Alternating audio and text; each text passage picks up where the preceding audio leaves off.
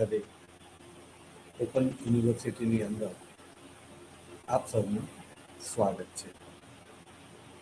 આજે આપણે આધુનિક વિશ્વના ઇતિહાસની MHIQ અંતર્ગત વાત કરીશું.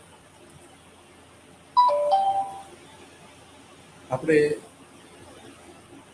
અગાઉ વાત કરી હતી કે આપણી ગતિ આધુનિક વિશ્વના ઇતિહાસ તરફ નવજાગૃત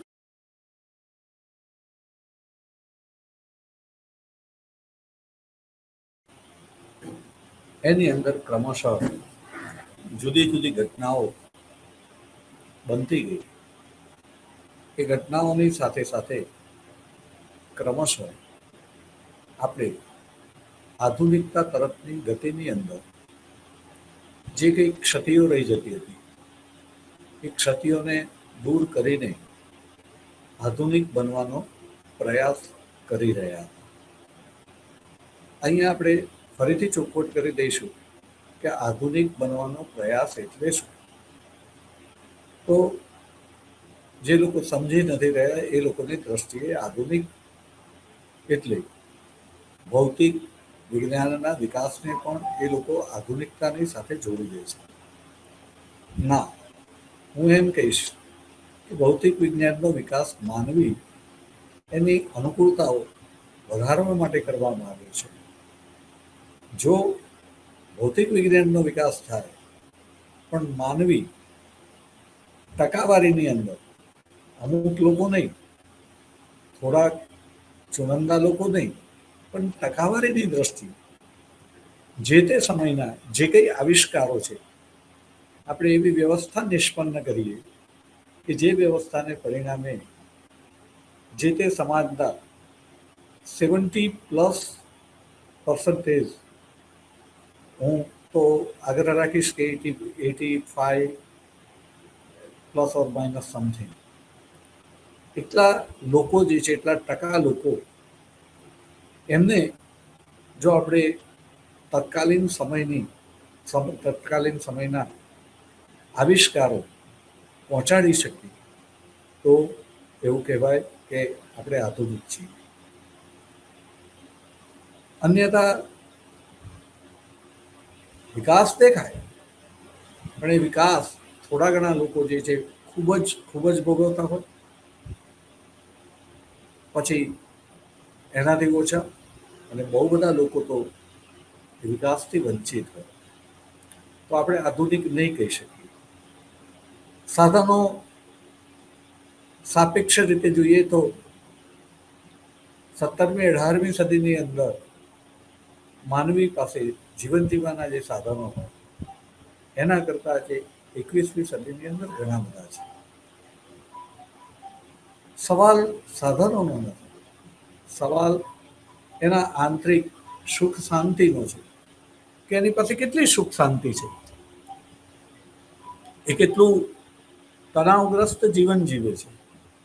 તો આપણે ભૌતિક વિજ્ઞાનનો વિકાસ જરૂર કરેલો છે, પરંતુ માનવીને તણાવ મુક્ત જીવન આપવાની અંદર આપણે સફળ નથી થયા છે. બહુ બધા લોકો સતત તણાવ સાથે જીવન જીવી રહ્યા છે. એમના જે રોજના ટાર્ગેટ્સ છે એ પૂરા કરી શકતા નથી. માતા પિતા વિદ્યાર્થીઓને સારું શિક્ષણ આપવા માટે જે આવક જોઈએ એ આવક પ્રાપ્ત કરી શકતા નથી. આવા અનેક પ્રશ્નો છે. મારો કહેવાનો ભાવાર્થ એ છે કે આપણે આધુનિકતા તરફ નવજાગૃતિ કાળથી જે પ્રયાસ કર્યો, આધુનિક વિશ્વ કે જેની અંદર સતત આપણે માનવી જે છે એને સુખી બનાવવાનો અને સુખી માનવીઓની ટકાવારી જે છે એની અંદર વધારો કરવાનો પ્રયાસ કરી રહ્યા છે. અને એની અંદર નવજાગૃતિ, ધર્મ સુધારણા, ભૌગોલિક શોધખોળો અને બીજી પણ બધી ઘટનાઓ જે આપણે આગળ વાત કરી રહ્યા છીએ એ બધી ઘટનાઓ જે છે એણે એની અંદર સતત વધારો ઊભો કર્યો છે. એણે એક આશાનું કિરણ જન્માવ્યું છે. સાથે સાથે એની અંદરથી કંઈક વસ્તુઓ છટકી જાય છે નવા માનવ સમૂહો અંદર ઉમેરાય છે અને સાથે સાથે જે સુખી માનવ સમૂહો જે છે એમાંથી કેટલાક પાછા દુઃખી થઈ જાય છે. અને ટકાવારીની દ્રષ્ટિએ વાત કરીશું તો બહુ ચિત્ર ગુલાબી નથી દેખાતું. તો આપણે જે છે જોઈશું કે શું થયું, કઈ રીતે આપણે આધુનિકતા તરફ આગળ વધી રહ્યા છીએ અને હજી પણ આપણે આધુનિકતા તરફ આગળ વધવાનું બાકી છે. જેટલું આપણે સમજીશું તેટલું આપણે આધુનિકતા તરફ આગળ વધી શકીશું. અને આ જવાબદારી મારી દ્રષ્ટિએ હ્યુમેનિટી સાયન્સથી જે છે એની સમાજ વિદ્યાઓ જે છે એની ખૂબ વધારે છે, માનવ વિદ્યાઓની ખૂબ વધારે છે. તો આપણે અગાઉ જે ચર્ચા કરતા હતા તે પ્રમાણે રાજાશાહીની જગ્યાએ લોકશાહી શાસન વ્યવસ્થાનું નિર્માણ કરવાનું આખા વિશ્વના તમામ દેશોની અંદર એક જાણે કે ચેતના ઉત્પન્ન થઈ કે લોકશાહી શાસન વ્યવસ્થા આપણે સ્થાપિત કરીશું, આપણા દુઃખો દૂર થઈ જશે. લોકશાહી શાસન વ્યવસ્થા જે છે સ્થપાઈ પણ ખરી, ઘણી બધી જગ્યાએ સ્થપાઈ. શું સમાજ સુખી થઈ ગયો? લોકશાહી તો આવી, એની વ્યાખ્યા થઈ બોલવાની દ્રષ્ટિએ, for the people, of the people, by the people. પણ આપણે જાણીએ છીએ કે આ વ્યાખ્યા અબ્રાહમ લિંકને આપેલી. અબ્રાહમ લિંકન જ્યારે અમેરિકાની અંદર પ્રેસિડેન્ટ હતા ત્યારે અમેરિકા આધુનિક હતું? તો આપણે કહીએ છીએ કે ના, નહોતું. અમેરિકાની અંદર અબ્રાહમ લિંકન જે છે એમના સમયમાં જ ગુલામીનો પ્રશ્ન બહુ જટિલ હતો. આ અબ્રાહમ લિંકન જે છે એમણે ગુલામી પ્રથાને નાબૂદ કરવા માટે જે જહેમત ઉઠાવી એને પરિણામે આંતરવિગ્રહ થયો. આ આંતરવિગ્રહની અંદર છેવટે અબ્રાહમ લિંકન જે છે એમના પક્ષની જીત થઈ. ગુલામી પ્રથાને નાબૂદ કરતો કાયદો થયો. કાયદો થયો છે, ગુલામી પ્રથા સંપૂર્ણ નાબૂદ એ વખતે કાયદો થયો એની સાથે નથી. ગુલામી પ્રથાને નાબૂદ થતા થતા સાચા અર્થમાં આપણે કહીએ તો બીજા આશરે બોલું છું 50 વર્ષ થઈ ગયેલા છે. આપણને જે છે એ 20મી સદીની અંદર હવે ગુલામી પ્રથા નાબૂદ થયેલી જોવા મળે છે. પણ તેમ છતાં 20મી સદીની અંદર એ જ અમેરિકાની અંદર પણ આપણે વાત કરીએ તો સ્ત્રીઓ જે છે એમની પાસે શું મતાધિકાર છે? હવે બીજા ઘણા બધા અધિકારોની વાત કરીએ તો સમાનતા ત્યાં પણ નથી. અને ત્યાં નથી, વિશ્વના બીજા પણ ઘણા બધા દેશોની અંદર નથી. આપણે આ આધુનિકતાની વાત અને અમેરિકાની વાત એટલા માટે કરી રહ્યા છીએ કે આધુનિકતા ને સાચા અર્થમાં ચરિતાર્થ કરવાની અંદર અમેરિકા અન્ય દેશોની તુલનાની અંદર અગ્રેસર રહ્યું છે. જે રીતે એનો જન્મ થયો હતો, એટલે જન્મ તો અમેરિકાનું ઘણા જૂનું છે, પણ જે રીતે ત્યાં આગળ કોલમ્બસ જે છે એણે અમેરિકા ખંડની શોધ કરીને અમેરિકો વેસ્પુચીએ સાબિત કરી આપ્યું કે આ ખંડ એ તો ભારત નથી પણ કોઈક નવી જ દુનિયા છે. અને ત્યાર પછી સ્વતંત્રતા મેળવવા માટે લોકો ત્યાં આગળ ગયેલા હતા. અને એક અમેરિકાની અંદર આજે યુરોપની અંદરથી ગયેલા લોકો હતા, એમાં પણ ગોરા લોકો જે છે એમણે એક નવા પ્રકારના વાતાવરણનું સર્જન કરેલું. આપણે અલબત્ત યાદ રાખવાનું છે કે આ વાતાવરણ ફક્ત જે છે એ વ્હાઇટ પીપલ્સ માટે જ હતું. અમેરિકાની અંદર એ વખતે પણ ત્યાં 2 પ્રકારની બીજી જાતિ હતી, સવિશેષ કરીને તેના મૂળ વતનીઓ રેડ ઇન્ડિયન્સ, અને બીજું એ લોકો પોતાની સાથે પોતાના કામની અંદર મદદ કરવા માટે આફ્રિકાની અંદરથી જે લોકોને પકડીને લઈ ગયેલા હતા, જે ત્યાં આગળ ગુલામ તરીકે કામ કરતા હતા, આવા લોકો જે છે એમની પાસે પણ સ્વતંત્રતા ન હતી. જે સારું ચિત્ર હતું, સારું જે જીવન હતું એ ફક્ત ને ફક્ત વ્હાઇટ અમેરિકન્સ પાસે જ હતું, વ્હાઇટ પીપલ પાસે જ હતું.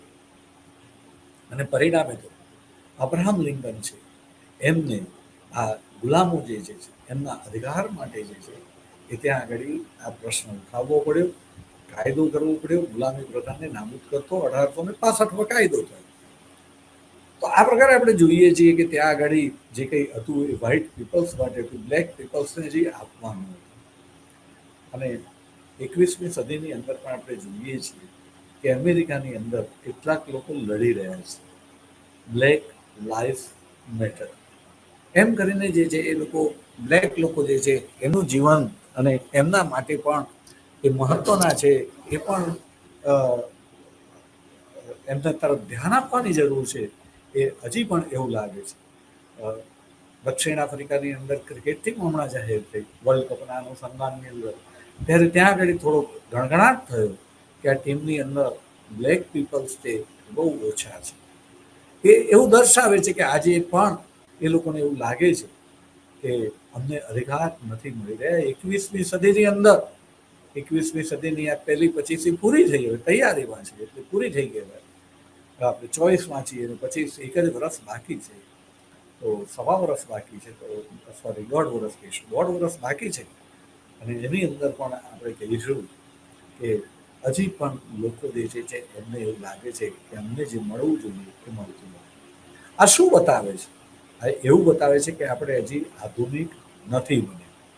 આધુનિક આપણે ત્યારે જ કહેવાઈશું કે સાચા અર્થની અંદર દરેક વ્યક્તિને સ્વતંત્રતા મળે, સ્વતંત્રતા મળે, એને સમાનતા એ અનુભવ કરે કે ના હું સમાન છું, હું અને બીજો આ પૃથ્વી પરનો કોઈ પણ વ્યક્તિ એ અમે બંને સમાન છીએ. જીવન જીવવા માટે અમને જે અધિકારો મળે છે, જે આગળ વધવાની જે તક મળે છે, એવું નહીં કહું કે દરેકને જે સરખું જીવન મળ્યું છે. જીવનની અંદર વૈવિધ્યતા રહેવાની જ છે, એની અંદર ચઢ ઉતર રહેવાની છે. હું ઊંચ નીચ શબ્દ નહીં વાપરું, ચઢ ઉતર શબ્દ વાપરું છું. એની અંદર ચઢ ઉતર જે છે રહેવાની છે.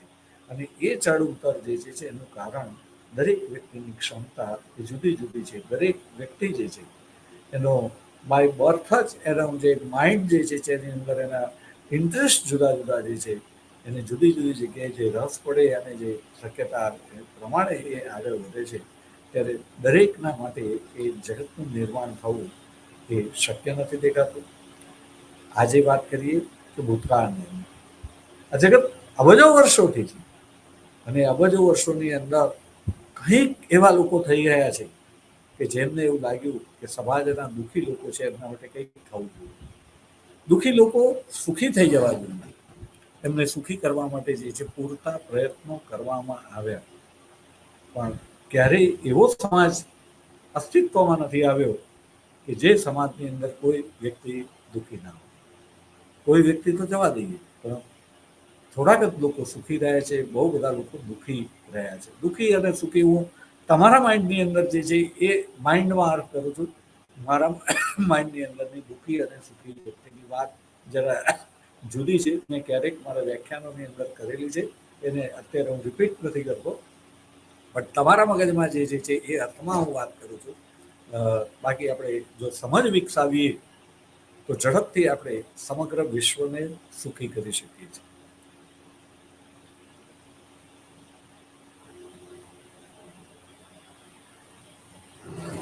અને એજ્યુકેશન એટલા માટે જ જરૂરી છે. એમાં પણ યુનિવર્સિટી એજ્યુકેશન, આપણે યુનિવર્સિટી કે એજ્યુકેશનનો વ્યાપ વધાર્યો છે. પોતે યુનિવર્સિટી શિક્ષક જ છું, પરંતુ હું જોઉં છું કે યુનિવર્સિટીની અંદર જે સ્તરે જે લેવલનું શિક્ષણ થવું જોઈએ, અપાવવું જોઈએ, એ અપાતું નથી. વિદ્યાર્થીઓ લેતા નથી. ક્વોલિટી કરતાં ક્વોન્ટિટી તરફ વધારે ધ્યાન આપવામાં આવે છે, અને એને પરિણામે જે યુનિવર્સિટીના વિદ્યાર્થીઓ એમની પાસે સમાજના બીજા લોકો અપેક્ષા રાખે, એની જગ્યાએ આજે હજી આપણે યુનિવર્સિટીના વિદ્યાર્થી તરફ જ એક અપેક્ષા રાખવી પડે છે કે સાચા અર્થની અંદર શિક્ષણ પ્રાપ્ત કરે, અને એ શિક્ષિત બને તો એ બાકીના લોકોની સમજમાં એ સુધારો કરે. મને એમ થાય કે યુનિવર્સિટીનો શિક્ષક જે છે એ સમજની દ્રષ્ટિએ એટલો સક્ષમ હોવો જોઈએ કે કોઈ પણ સંજોગોમાં એ તો દુઃખી ન જ. હું અહીંયા યુનિવર્સિટીના શિક્ષકની વાત એક લીડર તરીકે કરીશ. યુનિવર્સિટી એ શિક્ષણ આપીને બીજા કરતા સમજની દ્રષ્ટિએ એક લીડરો પેદા કરે છે, અને લીડર જ્યારે હોય સાચા અર્થની અંદર શિક્ષક એ લીડર હોય તો એને આ પૃથ્વી પર તમે આખે પાટા પાડીને ગમે તે જગ્યાએ છોડી દો, એને વંચિત અવસ્થાની અંદર છોડી દો, એની પાસેથી બધું છીનવી લો, છતાં એ ફરિયાદ ના કરે, એ પોતાના જીવનના રસ્તા સુધી કાઢે અને બીજા જે દુઃખી લોકો હોય એને જીવન જીવવાનો રસ્તો બતાવે. કારણ કે કુદરતે એટલું બધું અસીમ આપેલું છે, તમે સહેજ આંખ જે કરો તો તમે કોઈ પણ પરિસ્થિતિની અંદર તમારું જીવન કષ્ટમય રીતે નહીં, સારી રીતે ટકાવવા માટે સક્ષમ હો છો. તો યુનિવર્સિટીની અંદર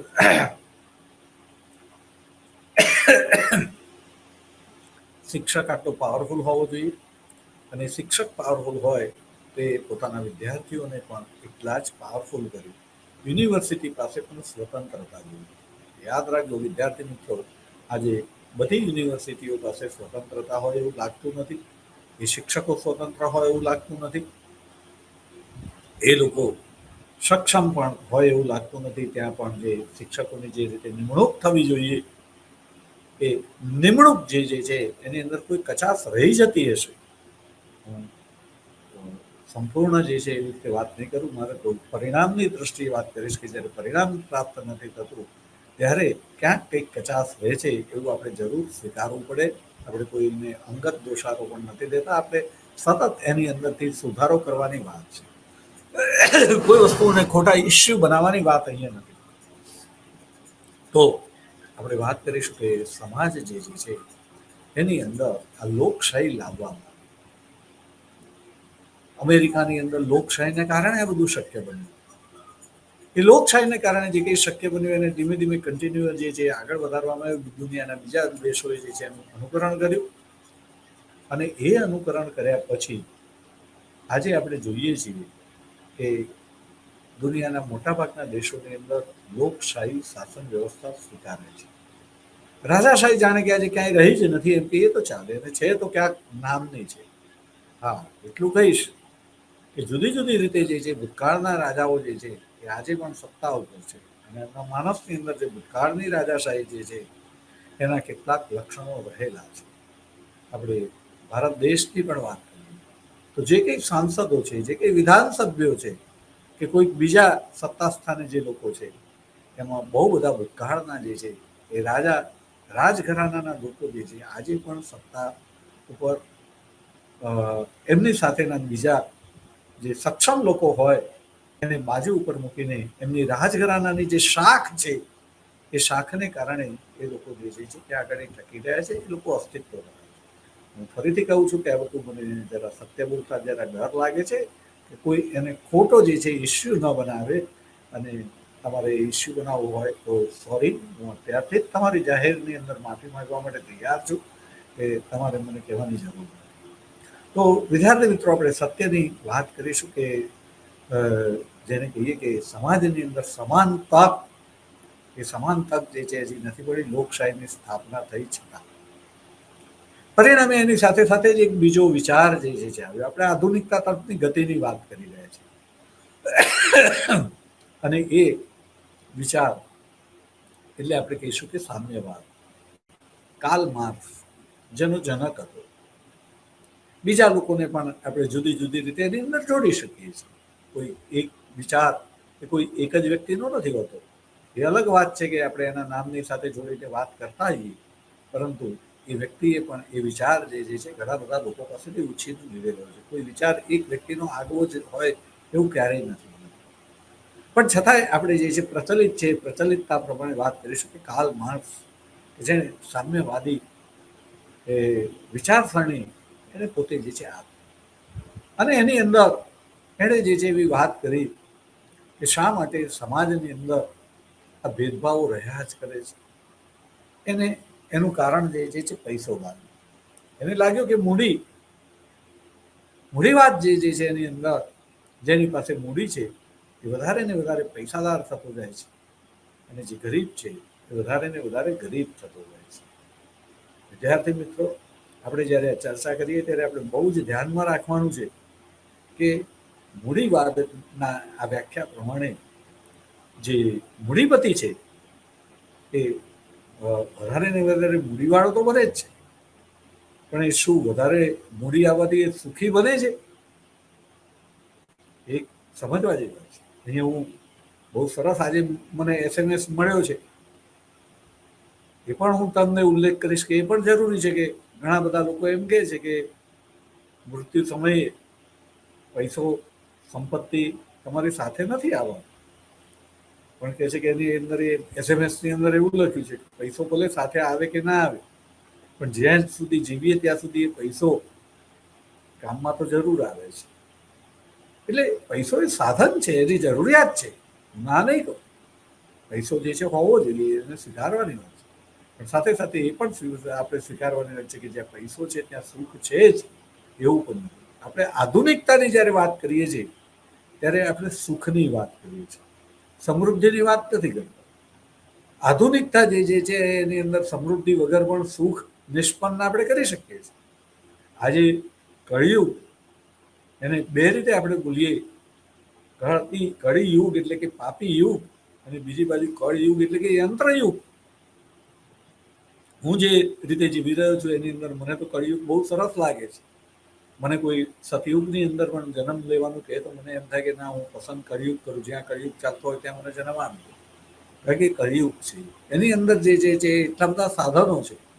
તમે જો તમારે જીવન જે છે તમારા સ્થિતિને એવું એવી નિર્માણ કરી શકો કે તમારા ખિસ્સા જે છે ભરેલા હોય, તો તમે કળિયુગની અંદર ઘણું બધું વસાવીને તમારું જીવન જે છે એને સમજની સાથે ઉલ્લેખ કરું છું. સમજની સાથે સાધન તો ખરા જ, પણ સાથે સાથે સમજની સાથે એનો એવી રીતે યથાયોગ્ય ઉપયોગ કરવામાં આવે તો તમે કળિયુગની અંદર કદાચ સતયુગ કરતાં પણ વધારે સારું જીવન જીવી શકો છો. તો કહેવાનો ભાવાર્થ એ છે કે કળયુગ છે, કળયુગ છે, પણ કળિયુગ પણ છે, એનો પણ આપણે જે છે સ્વીકાર કરવાનો છે.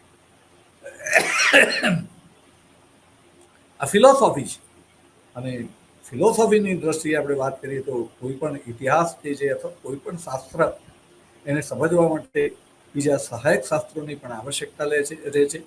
અને ત્યારે આપણે ઇતિહાસ જે છે એને સમજવા માટે પણ આ સહાયક શાસ્ત્ર તરીકે ફિલોસોફી જે છે, દર્શન શાસ્ત્ર, એનો સહકાર લેવો મને ખૂબ જરૂરી લાગે છે. મારી દ્રષ્ટિએ દર્શન શાસ્ત્રનો અભ્યાસ કર્યા વગર કોઈ પણ તારણો ઉપર આપણે આવીશું તો એ તારણો એકાંગી હશે અને આપણને ભવિષ્યની અંદર જે સફળતા મળવી જોઈએ એ સફળતા નથી. અહીંયા એ જ બાબતે આપણે વાત કરીએ છીએ કે જેમ કાર્લ માર્ક્સ જે છે એને વિચાર કર્યો, એવી રીતે ભૂતકાળની અંદર જે છે ઘણા બધા લોકોએ વિચાર કર્યો, એને અમલમાં પણ મૂક્યા. એમને જે વિચાર આવ્યો, એમને જે સૂઝ પણ એમને લાગ્યું કે ના, આવું કરીએ તો આખો સમાજ જે છે જે સુખી થઈ જાય, પણ એવું જોવા નથી મળતું. આખો સમાજ સુખી નથી. કાર્લ માર્ક્સ એને પણ આપણે એની વચ્ચેની ચર્ચા કરીએ, પરંતુ એ પહેલા એના પરિણામની વાત કરતી. તો કાર્લ માર્ક્સ જે છે એ 1813 થી 83 એનો સમયગાળો હતો, અને 1917ની અંદર એના વિચારો ને ચરિતાર્થ કરીને સૌ પ્રથમ રશિયાની અંદર 1917ની અંદર બોલ્શેવિકોએ સામ્યવાદી ક્રાંતિ કરી. આ ક્રાંતિ કર્યા પછી રશિયાની અંદર કાર્લ માર્ક્સના વિચારો પ્રમાણે શાસન વ્યવસ્થા સ્થપાય તો ખરી. ચાલી કે 18 થી 21 3 જ વર્ષ, સોરી 18 થી 24 કહીશ, 18 થી 24 ચાલી. સોરી 21 ચાલી. 21ની અંદર આંતરવિગ્રહની સમાપ્તિ થઈ અને રશિયાનું અર્થતંત્ર એટલું તો ખાડે ગયેલું હતું કે લેનિનને પોતાને શુદ્ધ સામ્યવાદની અંદરથી પીછેહટ કરવી પડી, મૂડીવાદી તત્વો દાખલ કરવા પડે, અને રશિયાની અંદર આ પ્રકારે સામ્યવાદ જન્મતાની સાથે જ શુદ્ધ સામ્યવાદ એનું બાળ મરણ થયું. સામ્યવાદની સાથે સાથે મૂડીવાદી લક્ષણો તત્વો એની અંદર દાખલ કરવા પડ્યા. ભલે ઓછા હતા, હા, દુનિયાના બીજા બધા દેશો કરતા ત્યાં આગળ સામ્યવાદ એ મોટા પ્રમાણની અંદર હતો, એનો પણ આપણે સ્વીકાર કરીશું, અને એ બહુ સારી પણ વાત. લેનિન પછી સ્ટાલિન જે છે સત્તા ઉપર આવ્યો, એને સામ્યવાદ જે છે એને મારી દ્રષ્ટિએ લેનિન કરતાં વધારે સારી રીતે સફળ બનાવ્યો. હા, એની ઘણી બધી બાબતો જે છે સિક્કાની બે બાજુની દ્રષ્ટિએ વિવાદાસ્પદ હોય છે, પણ પરિણામ આપણા માટે અગત્યનું છે. પરિણામની દ્રષ્ટિએ જો આપણે વાત કરીએ તો જ્યારે આખા વિશ્વની અંદર ગરીબી, બેકારી જેવા પ્રશ્નો, ત્યારે રશિયાની અંદર ગરીબી અને બેકારી સંપૂર્ણ નાબૂદ કરી દેવામાં આવી હતી. અહીંયા ગરીબી અને બેકારી સંપૂર્ણ નાબૂદ જ્યારે કરીએ છીએ ત્યારે કેટલીક બાબતો આપણે અહીંયા સ્પષ્ટ મગજમાં હોવી જોઈએ. બધી વસ્તુઓની ચર્ચા એ અત્યારે કરવી શક્ય નથી. જો મને તક મળશે અથવા તો આપણે કરીશું, પણ આપણે બીજું પણ ઘણી બધી વાતો કરવી છે, એટલે થોડીક એને પણ આપણે ધ્યાનમાં રાખીને આગળ વધીશું. પણ આપણે કહીશું કે સ્ટાલિન જે છે એને ગરીબી અને બેકારી જે છે એને નાબૂદ કરી. દુનિયા આખી જે છે એના અંદર વસ્તી વધારાની સમસ્યાથી વસ્તી વધારો એક બહુ મોટો પ્રશ્ન હતો. ત્યારે સ્ટાલિન જે છે એ પોતે રશિયાની અંદર એને કામ કરનાર માણસો ખૂટી ગયા. પંચવર્ષીય યોજનાઓ પ્રમાણે, આયોજન પ્રમાણે, આયોજનથી વિકાસ કરવો હતો અને એ માટે દરેકને કામ સોંપવામાં આવ્યું, ને છતાં જે આયોજન એવું હતું કે વધારે માણસોની જરૂર હતી. અને ત્યારે રશિયાની અંદર રશિયન માતાઓને અપીલ કરવામાં આવે છે કે જે માતા 9 કે 9 કરતા વધારે બાળકોને જન્મ આપશે એને ગ્લોરી મધર ઓફ રશિયાથી નવાજવામાં આવશે. રશિયન માતાઓને કહેવામાં આવ્યું કે તમે વધારે બાળકોને જન્મ આપો. તમે જુઓ કે એક બાજુ દુનિયાના દેશો ગરીબી બેકારીથી પીડાતા હતા, ત્યાં અહીંયા ગરીબી બેકારી નાબૂદ કરી દેવામાં આવી. આ આપણને જે ગુલાબી ચિત્ર છે, ગુલાબી ચિત્ર હોવા છતાં એની પણ બીજી સાઈડ છે. એની આપણે હાલ વાત નથી કરતા, એને ફરીથી ક્યારેક વાત કરીશું. પણ આપણે કહીશું કે સામ્યવાદ આવ્યો. આપણી મૂળ વાત આધુનિકતા તરફ પ્રયાસની છે. તો એવું લાગ્યું કે લોકશાહીની અંદર લોકોને મત આપવાનો અધિકાર તો મળ્યો, પણ લોકો ગરીબ હતા, અને ગરીબ હતા ત્યારે એ પોતાનું મત એ વેચી દેતા. એ લોકશાહીની સફળતાનો આધાર એ છે કે લોકો એ પોતાનો પ્રતિનિધિ છે, એ સક્ષમ પ્રતિનિધિ ચૂંટવાનો છે. એ રાષ્ટ્રવાદમાંથી લોકશાહી આવેલી છે, યાદ રાખીશું. ત્યારે ત્યાં આગળ એ પણ જોવાનું છે લોકોએ કે પોતાનો પ્રતિનિધિ એ રાષ્ટ્રનો વિકાસ કરવા માટે સક્ષમ હોવો જોઈએ. પરંતુ આપણે જોઈએ છીએ કે લોકશાહીની અંદર જે મત આપવામાં આવે છે એ મત વેચાઈ જતો હોય છે. જુદા જુદા લોકો જે ચૂંટણી સાથે સંકળાયેલા છે પ્રજાને પ્રલોભનો આપે છે, જુદા જુદા સ્થાનિક પ્રલોભનો આપે છે. ઘણીવાર દેશનું શું થશે એ અલગ વાત છે, પણ એ પ્રલોભનને કારણે દેશનું જે થાય તે પણ મને તો ફાયદો થશે જ થશે, અને મને ફાયદો જે છે આપવામાં આવે છે, એટલે મારે એને મત આપવાનો.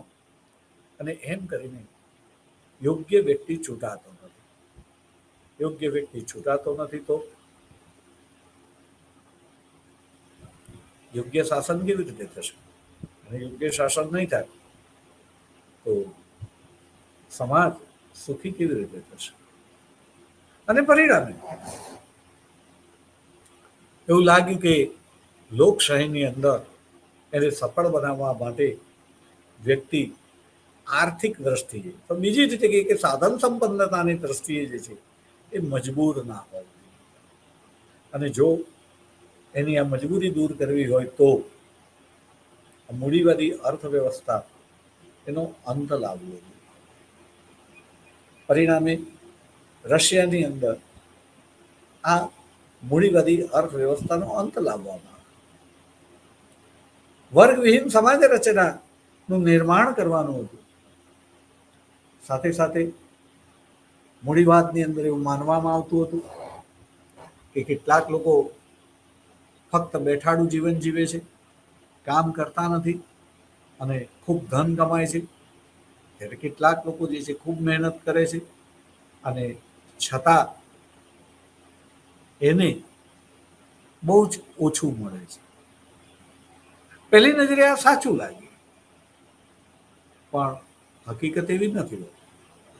દાખલા તરીકે હું અત્યારે અહીંયા વ્યાખ્યાન આપી રહ્યો છું.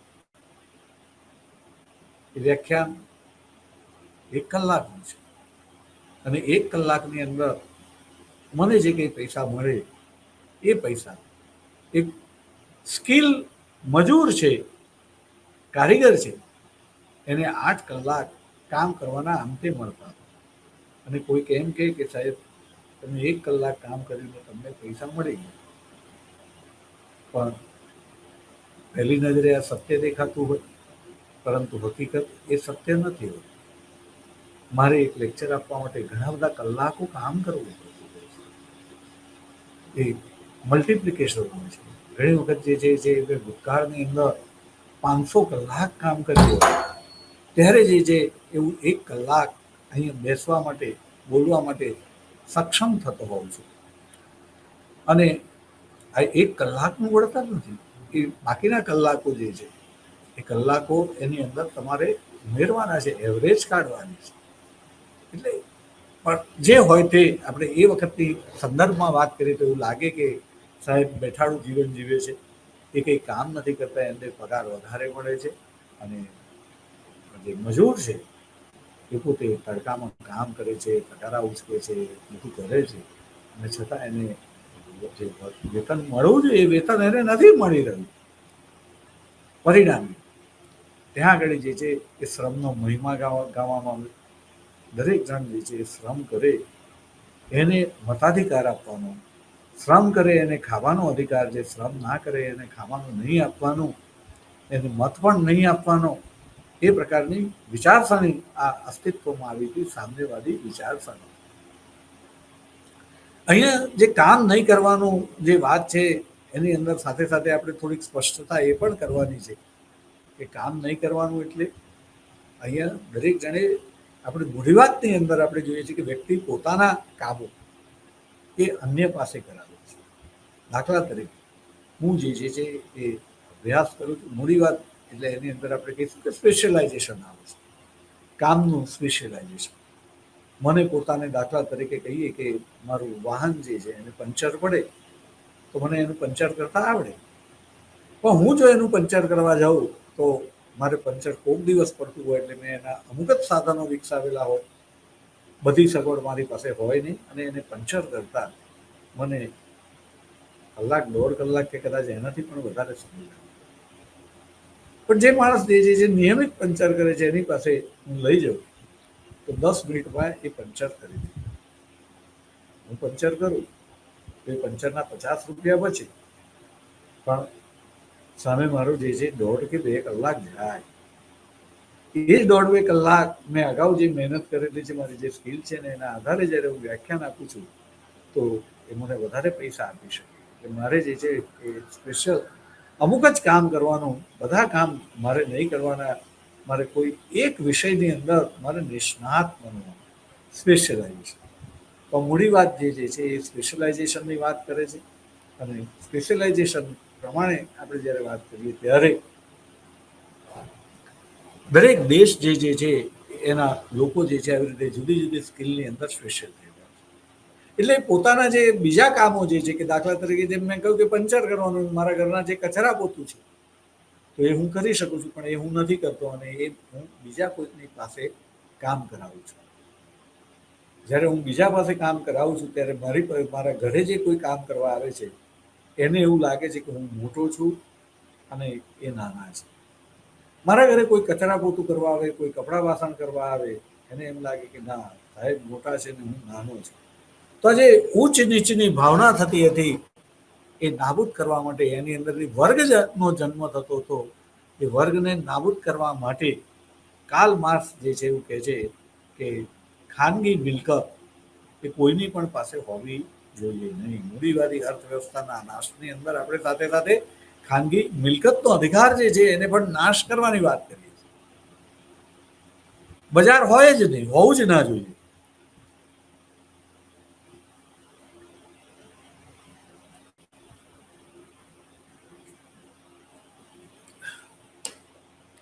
દરેક વ્યક્તિએ પોતાની આવડત પ્રમાણે, સૂઝ પ્રમાણે સમાજ માટે કામ કરવાનું છે, અને એ કામના બદલામાં દરેક વ્યક્તિને એક આપણે રેશનિંગ કાર્ડની જેમ કે કાર્ડ આપવામાં,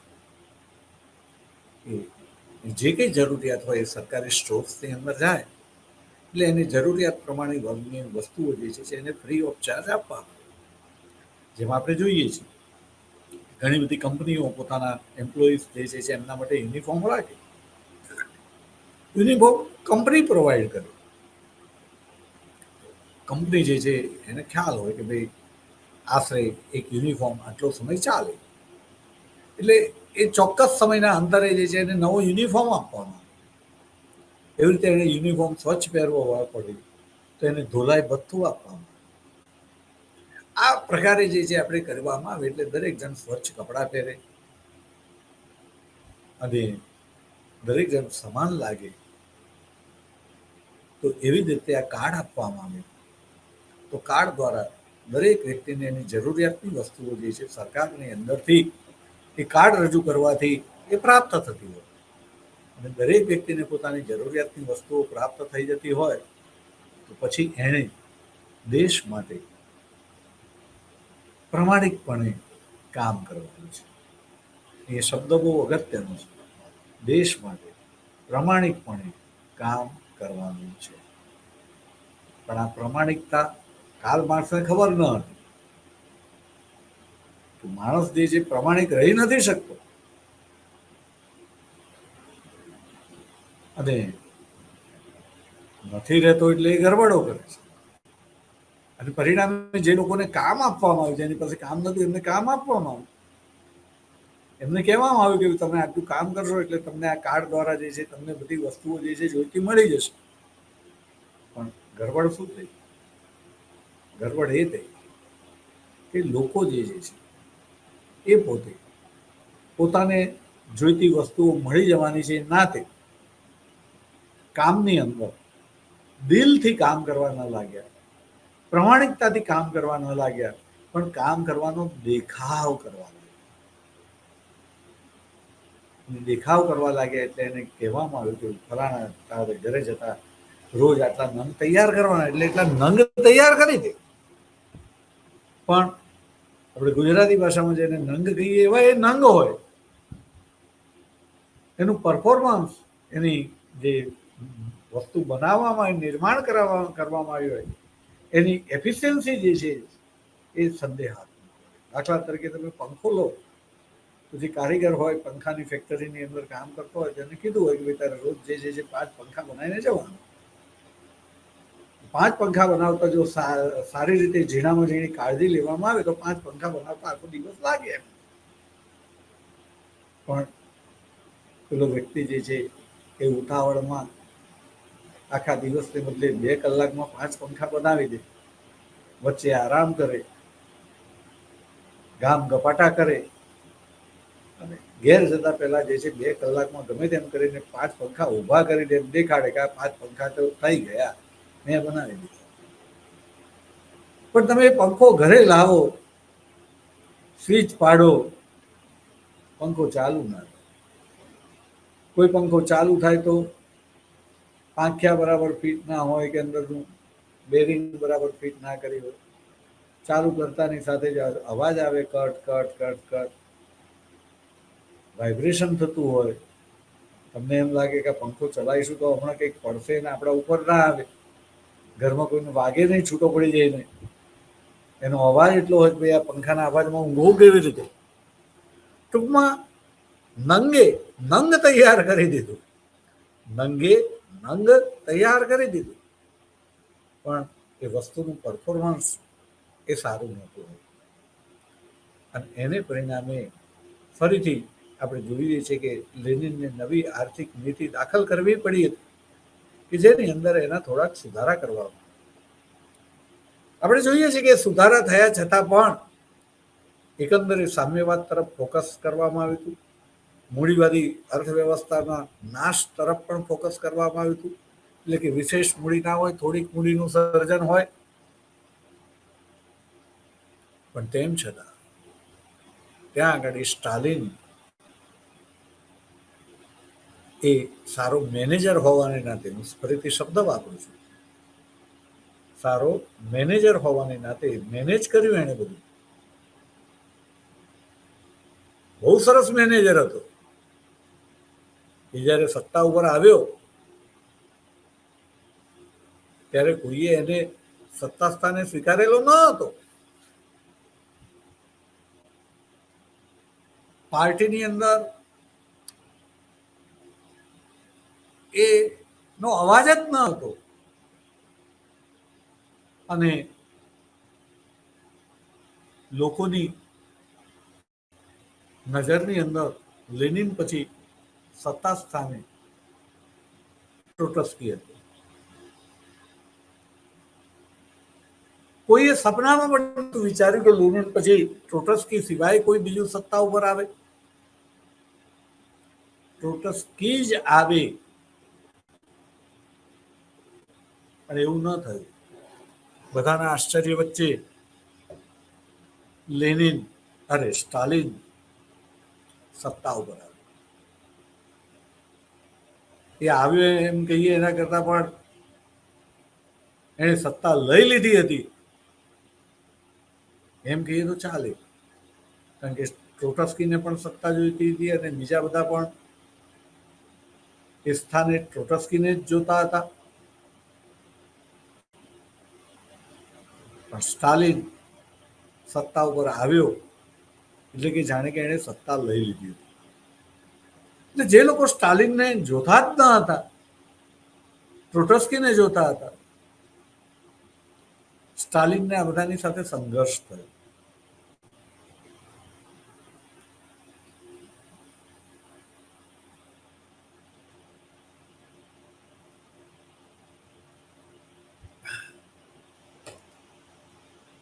વિદ્યાર્થી મિત્રો, બરાબર યાદ રાખવાની વસ્તુ.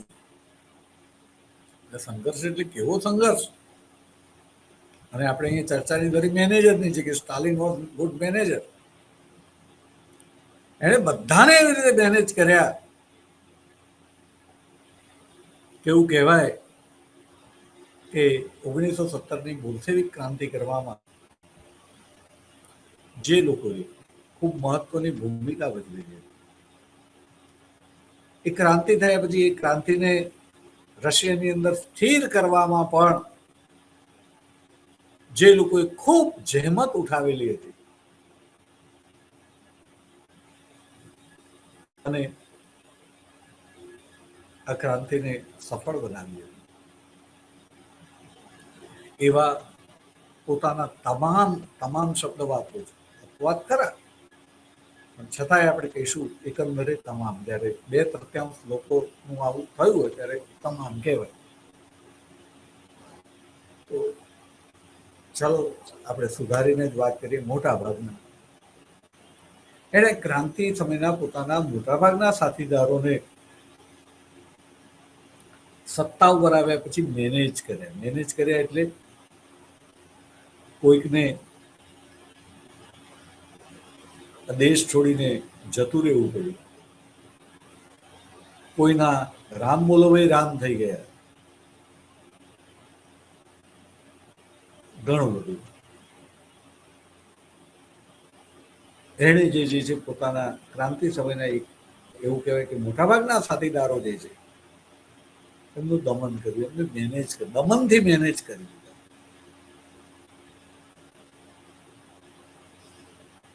જે રીતે એણે પોતાના સાથીઓને મેનેજ કર્યા, એણે પ્રજાને પણ મેનેજ કર્યું. એનો ગુપ્તચર વિભાગ એટલો તો પાવરફુલ હતો કે એણે પ્રજાને પણ સારી રીતે મેનેજ કરી. એ બધાનું પરિણામ એ આવ્યું કે રશિયા, ફરીથી કહું છું સાપેક્ષ રીતે, અહીંયા આપણે ચર્ચાની મૂળ ધરી આધુનિક વિશ્વ છે, અને આધુનિક વિશ્વ એટલે સુખી વિશ્વ, સમૃદ્ધ વિશ્વ નહીં, સુખી વિશ્વ. એ આપણી ચર્ચાની ધરી છે, એ યાદ રાખજો. આપણી બધી ચર્ચા એ ધરીની આસપાસ ફરી રહી છે. તો સ્ટાલિન જે છે એણે એક સમૃદ્ધ વિશ્વનું નિર્માણ કર્યું કે જેમાં ગરીબી નથી, બેકારી નથી. અને રશિયા, આપણે 1914ની વાત કરીએ તો પ્રથમ વિશ્વયુદ્ધ પહેલા યુરોપના અન્ય દેશોની સરખામણીમાં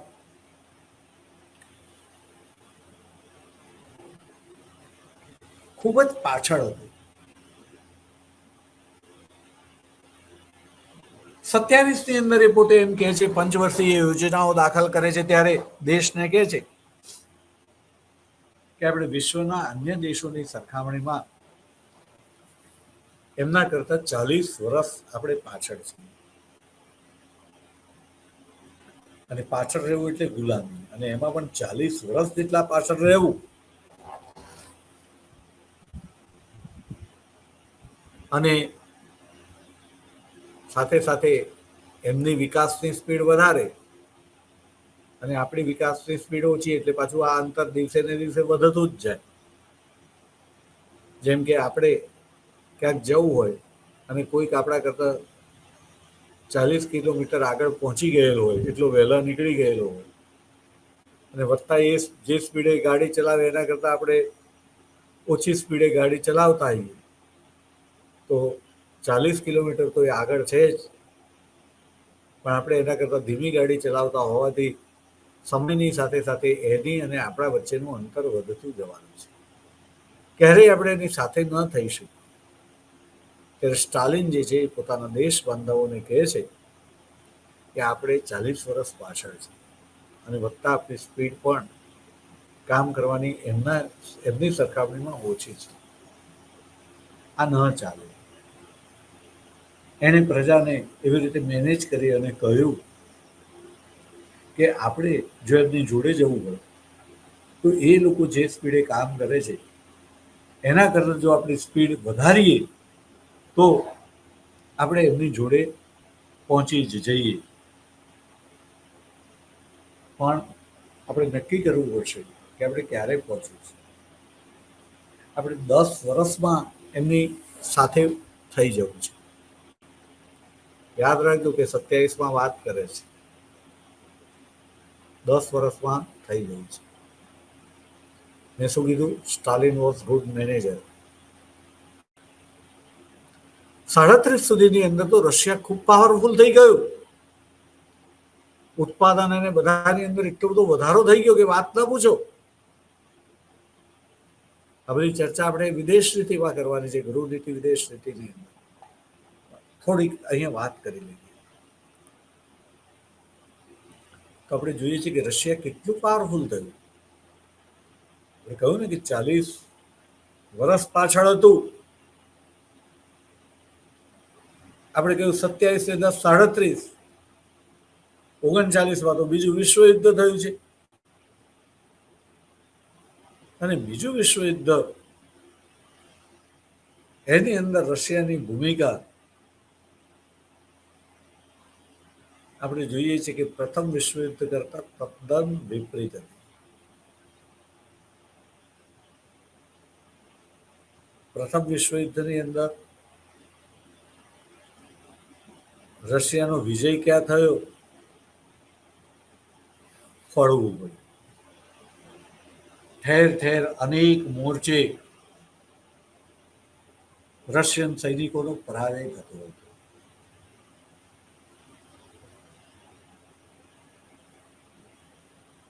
રશિયન સૈનિકો જે છે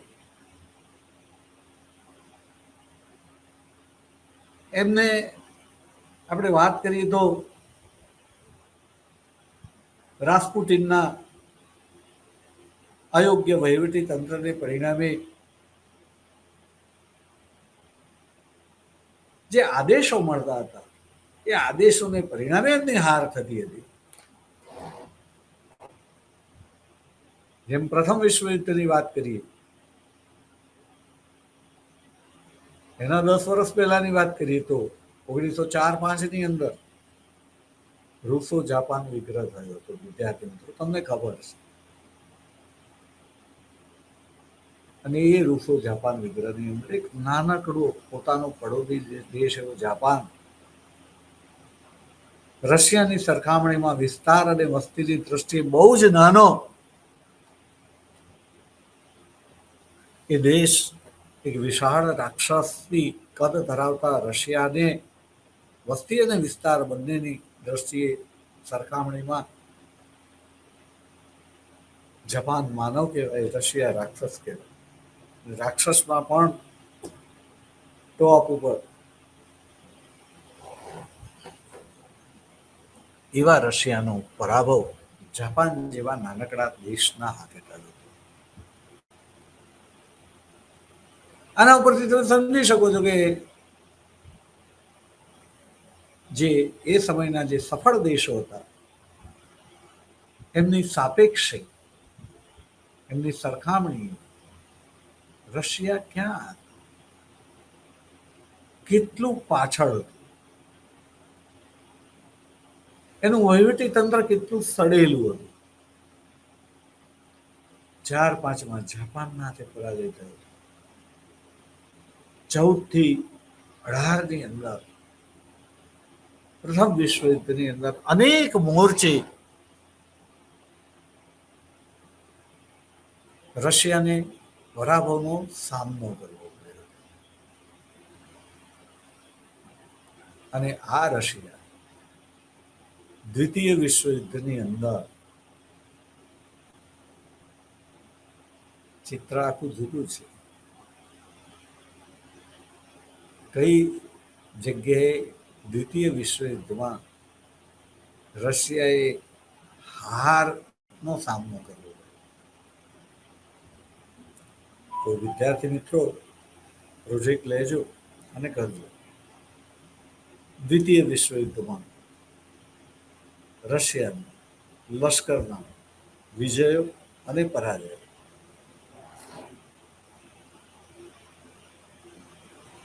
આપણે જાણીએ છીએ કે દ્વિતીય વિશ્વયુદ્ધની શરૂઆત થઈ ત્યારે આ રશિયા ઇંગ્લેન્ડ અને ફ્રાન્સ જેવા મિત્ર રાષ્ટ્રો પાસે દોસ્તીનો હાથ લંબાવે છે. જર્મનીના દર વિરુદ્ધ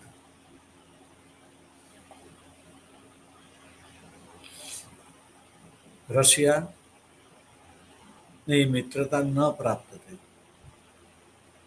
ફ્રાન્સ અને ઇંગ્લેન્ડે રશિયાની મિત્રતા ઠુકરાવી દીધી. આ રશિયા જેનાથી ડરતું હતું એવા આક્રમક જર્મની અને એના નેતા હિટલર સાથે બિન આક્રમણના કરાર કરે છે, દોસ્તીના કરાર કરે છે.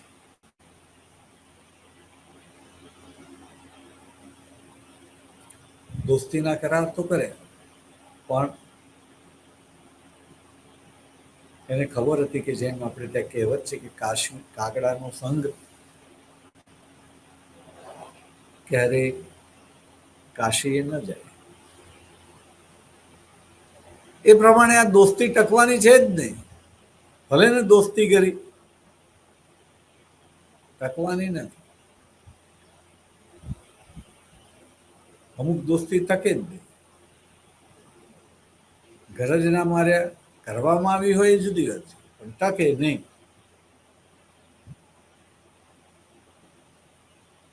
જે આ દોસ્તી ન ટકે એમ રશિયા અને ઓસ્ટ્રિયાની દોસ્તી પણ ન ટકે.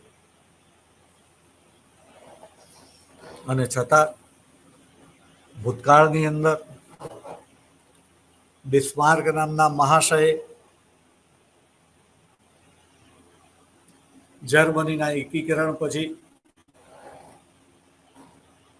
3 સમ્રાટોનો સંઘ બનાવ્યો હતો.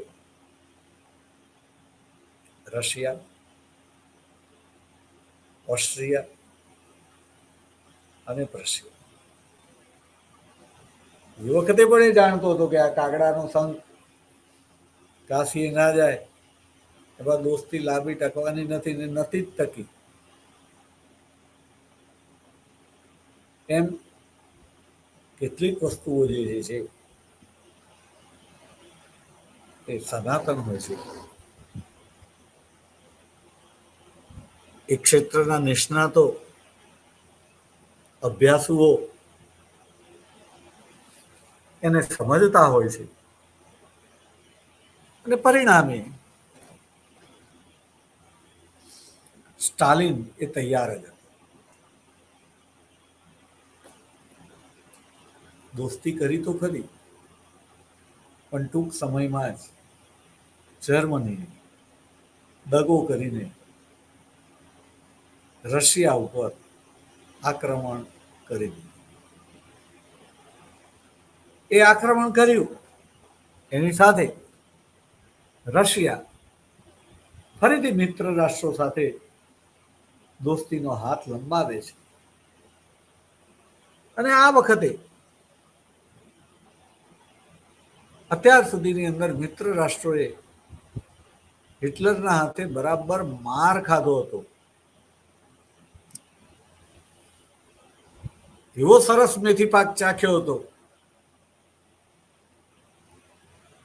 કે જે રશિયાની મિત્રતા એમણે ઠુકરાવી દીધી હતી. એમને ખબર જ ન હતી કે રશિયા આટલું બધું પાવરફુલ બની ગયું છે. એમની દ્રષ્ટિએ ભૂતકાળનું રશિયા હતું, એ તુચ્છ રશિયા હતું.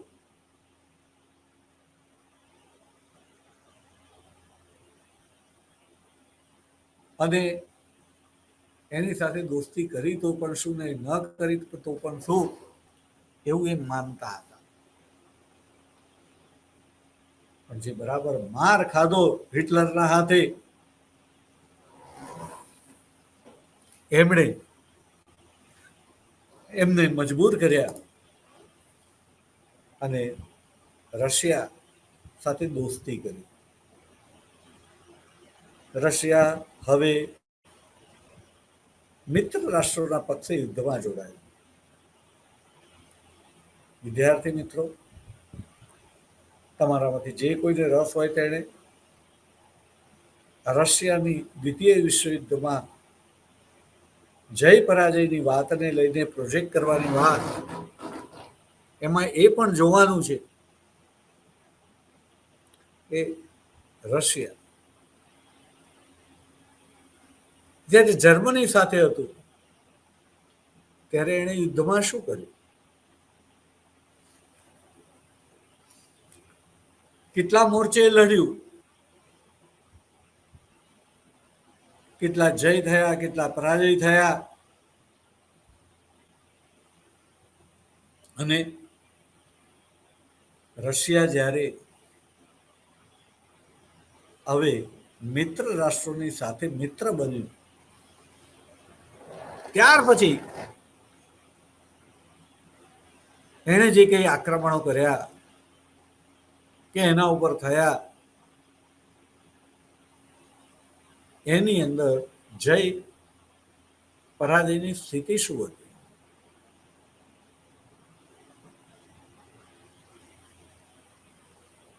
મિત્રો, બરાબર સમજવાનું છે. ક્યાંય કોઈ આવો પ્રશ્ન પૂછતું નથી.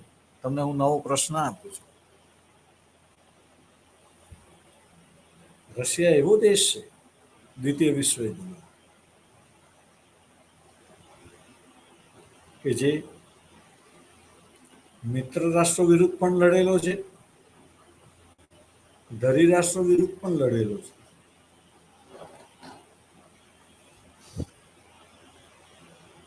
અને અહીંયા અગત્યનું અહીંયા એ રીતે છે કે આ બે પ્રકારના જે જૂથો હતા એ બંનેની સૈન્ય તાકાતની સામે એ લડ્યું હતું. એટલે કે આખા વિશ્વની સૈન્ય તાકાત, એનો પરચો એને મળ્યો હતો. બીજા બધા દેશો માટે આવું નહોતું થયું. ત્યારે આપણે જોવાનું છે કે આ રશિયા કેવું સરસ છે. આ સ્ટાલિને કેવું સરસ મેનેજ કર્યું. Stalin was the good manager. વધારે ચર્ચા ફરીવાર કરીશું. આજે આપણે સમય થયો હોવાથી અહીંયા અટકીશું.